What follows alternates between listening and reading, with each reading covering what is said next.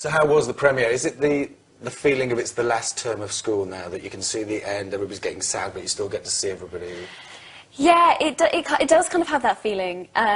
It's nice, though. I feel like I'm being eased out of the ending of Harry Potter because we still have a few reshoots to do. You know, there's another film to be released next summer, and it's kind of like, it's a gradual goodbye. So you'll start sobbing in 6 months' time? Yeah, or maybe I'll just sob like a little bit each time and then not have to do one huge sob. It's like long rehab, just being drawn out. Yeah, a nice drawn out rehab. That's a good way of looking at it. The film is amazing. Thank you. It stands, I said to the director before, I said, if you hadn't seen any of the other films, it still stands alone as a good film with all the characters developed. I'm so relieved that you said that, because I was worried that, you know, seven movies in, that if the audience hadn't seen what came before, then they wouldn't really maybe enjoy it as much. But I keep hearing that people think it's a standalone movie, so I'm It's fresh, happy, and it has happy about that. an essence of James Bond about it. The first 20 minutes is frenetic, and then... It is. Thank you. I've actually been saying Bourne Identity, but either it's interchangeable. It's very like visceral and real, and yeah. And frightening. And frightening and terrifying. Yes. Terrifying.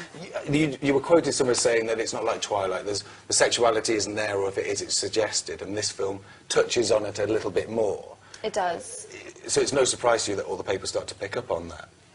Yeah, yeah, I mean, pretty much every interview I've done over the past few days has been centred around this kiss that I have with Dan, and I mean, it's fair enough. These have been children's stories, really, and now they've evolved into this kind of adult thing. But he said you were like an animal. I keep hearing this. It's so embarrassing. I don't know what to say. You're a committed actress. That's what you say. Yes, thank you. I'm a committed and dedicated actress. I'm professional, and I just want to give everything that I can to my role. No, I don't know. I think it's a compliment. I said to him last night, I was like, "You've been telling everyone that I'm an animal." He was like, "No, you're misinterpreting it. I was meaning that in a good way. I give you a 10 out of..." I don't know. He says he gives me a 10 out of 10 for kissing, so I've let him off all of these comments, but we will be asking about that too. Yes.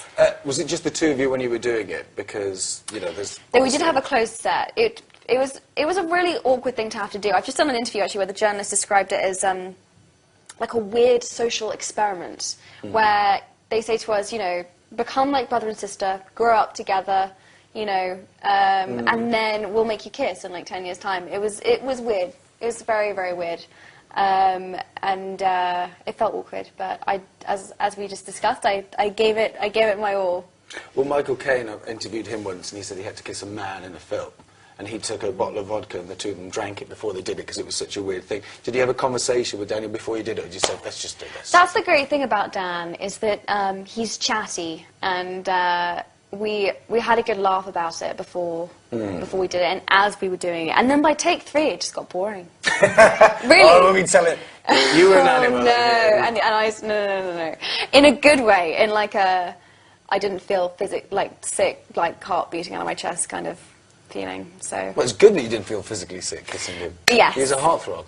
He is a heartthrob. He's a very good-looking man. I'm a lucky girl. Last memory of being there, or first emotional time that you went, this is coming to an end, or did he steal something? Did he take something?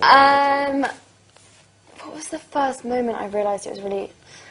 It was like the last 2 or 3 weeks when we did our last scene in the Great Hall, and even though it was kind of...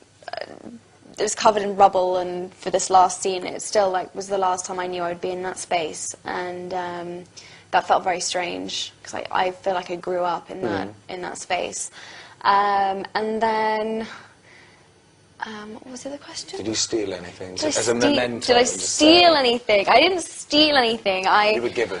I asked for permission to take my time turner from the 3rd movie. That was my favourite movie to film, and I just thought that prop was so beautiful. So I have that, and I took my wand and a cloak.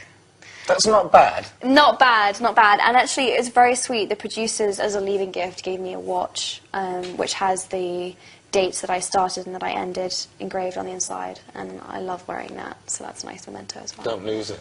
I won't. I'll try not to. I'm actually really forgetful with that kind of thing, so I have to be super careful.